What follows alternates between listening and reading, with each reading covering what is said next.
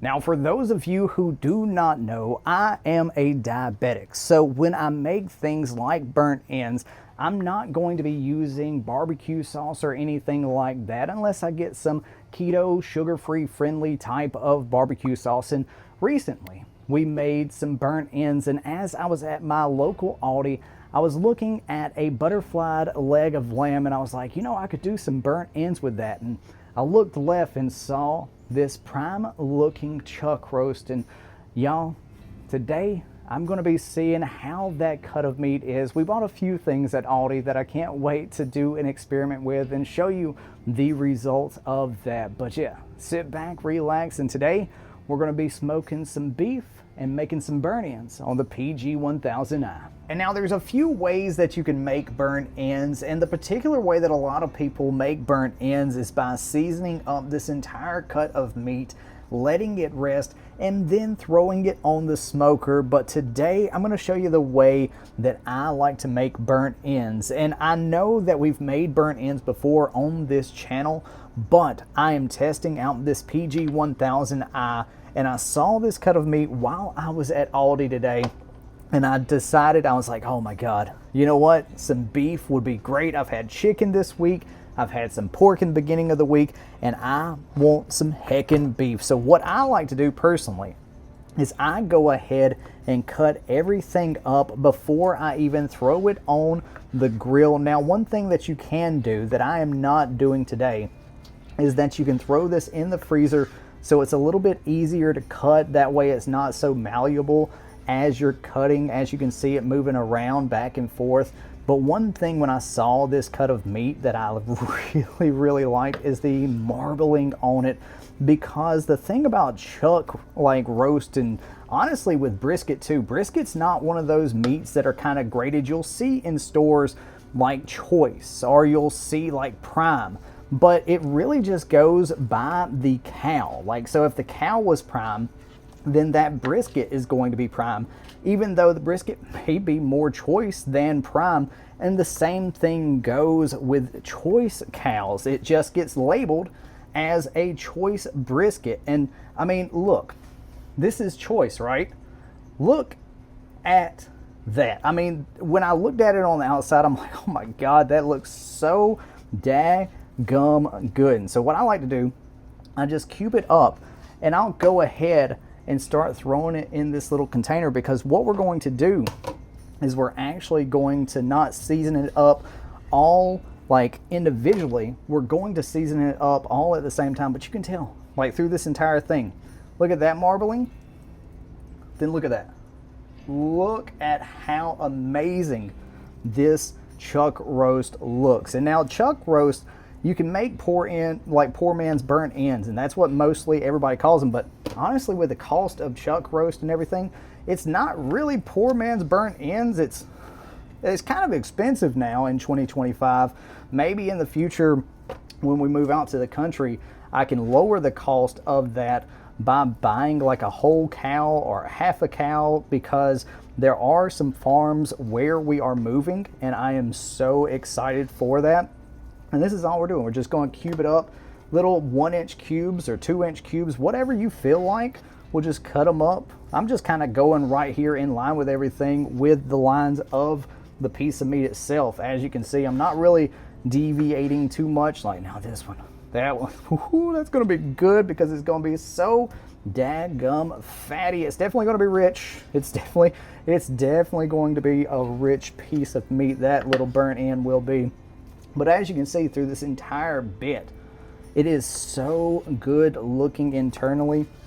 But yeah, now it's cubed up, it's ready to go, and we have this meat right here. Now let me wash my hands, because this is my kitchen, and I choose not to wear gloves from time to time, but I don't want to actually touch my seasonings without washing my hand. A little bit of food safety. Goes a long way. Now let me just move this kind of out of the way without hitting too much of the camera.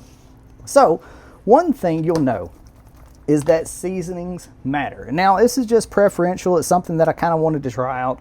I went to Ingles and I got some beef bouillon. Now I'm not going to put a lot on here, and this is already beef, but I absolutely am excited to see what adding just a little bit goes, and what a little bit will go a long way, trust me. Next up is one that you've seen me use before. It's the onion butter. And now I love this seasoning right here. I love onions. Honestly, just onion powder in general is amazing to me. I love it to death. And now, because we're using a few different seasons and I don't want it to be too salty, we're not going to use too much. Now, Heath Riles honey rub. I'm a diabetic. I can't really use barbecue for burnt ends and stuff like that. Sorry if the dogs start going crazy because it is thundering down here in Georgia, but I'm a diabetic, so I can't really use like barbecue sauce unless I use some of the Hughes like sugar-free barbecue sauce. So I like to do mine just like no barbecue sauce, no like anything like that. I just use sauces and let the bark get on there and then eat it. Next up, we're going to use this Blanco sauce from Meat Church. Absolutely wonderful. I love the way Meat Church does their seasonings. Just a little S&P, some garlic, some monosodium glutamate. Absolutely, positively. You know what, before I get to shaking it around, let me put this top on.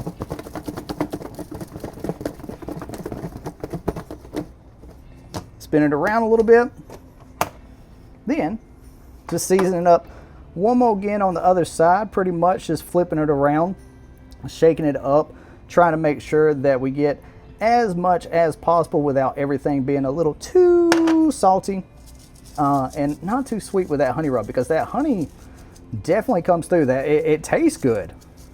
I used it on some country ribs the other day. My God, that stuff was good. But oh, see, I tilted it a little bit too much on that one. But yeah, a little bit goes a long way with the way I like to season up all of these pieces. And the great thing is some pieces will have a little bit more seasoning, but this is a good way to get it on pretty much every single side, every single piece as quick as possible. Because if you're like me, you don't have a lot of time in the day. You genuinely don't have a lot of time. So anything to make it a little bit easier and a little bit quicker absolutely goes a long way. And now look, that's not overly seasoned.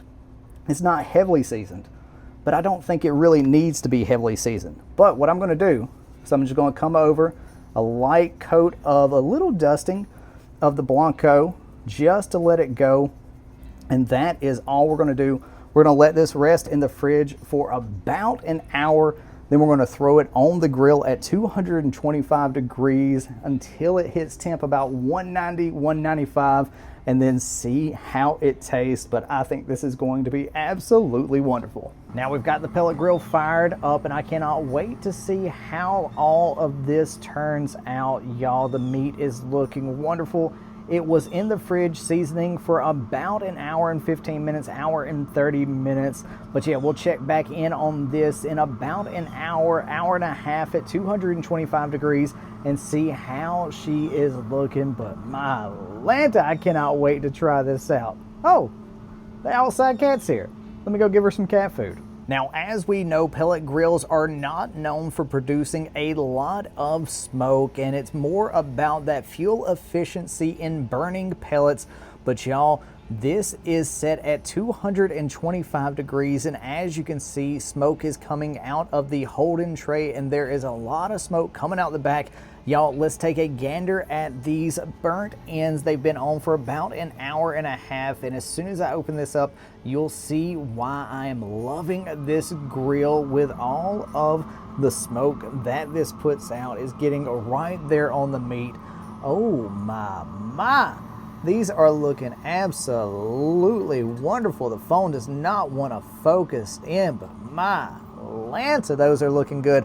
And now let's check out and see what the temperature is looking like right now. Right now we're sitting at about 161, 100, right there at 162. Let's check back here in the back just to see what we have. About 160 as well. And that's one thing I do love about this grill as well. Look, right here next up against where the heat is coming from, normally for a grill right there where the fire pot is, but the heat goes up, over, and then exits out below the grate. So we've got about another 25-30 degrees to go. So I'm going to say about another 45 minutes to an hour, but these things are looking absolutely wonderful. Now we just temped these burnt ends and look at how good they turned out, y'all. I am so ready to get in here to open one up and see how the internal looks. Now let me set this gimbal down. Let me do everything one-handed. Oh my. Oh, this is looking tasty. I'm just going to pick up one of these small little pieces, one that's not overloaded with fat, because I think that'll be a little bit unfair to y'all to say, oh, it tastes amazing. But as we know, fat is flavor. So let's crack this little bit open right here. Oh my. Oh, look at that smoke ring around the entire bit, and that fat is definitely rendered in. There's a little bit of fat along here right here, but like I said, the internal of this meat looks so daggum good. Oh my god, let's see how it tastes. Oh my god.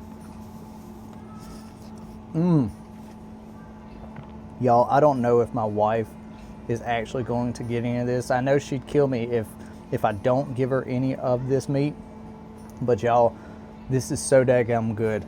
And like I said earlier, make sure to be checking the look, the quality of your meat before you put it in your shopping cart, because y'all, this stuff I almost would bet was prime.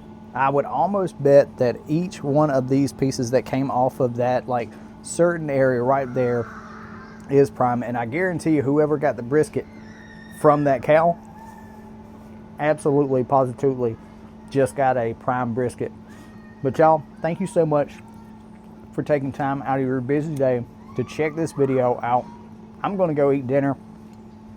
I am so excited to show y'all the other things that we picked up from Aldi. Thank you so much to the channel members for the continued support, y'all. Have a great, wonderful day out there in the wasteland. Peace. Love you.